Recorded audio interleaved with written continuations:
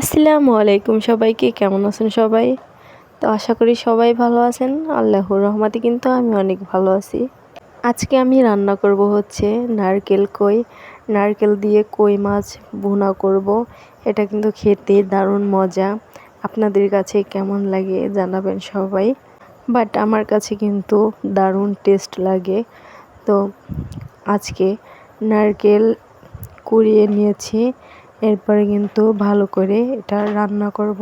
তো প্রথমে আমি ভালো করে মশলাটাকে কষিয়ে নিয়েছি, এরপরে কিন্তু দিয়ে দিলাম নারকেল বেটে রাখা।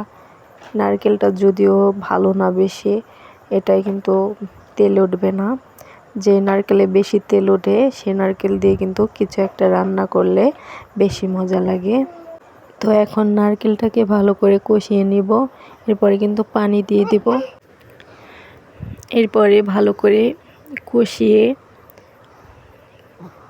কিছুটা পানি দিয়ে তারপরে আমি আর একটু কষিয়ে নিব।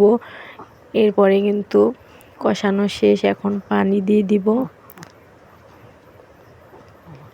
এরপরে দিয়ে দিলাম মাছগুলো। এই তো প্রায় আমার রান্না শেষ। সাথে কিন্তু দিয়েছিলাম মশলাও দিয়েছিলাম। তো এই তো প্রায় আমার রান্না শেষ।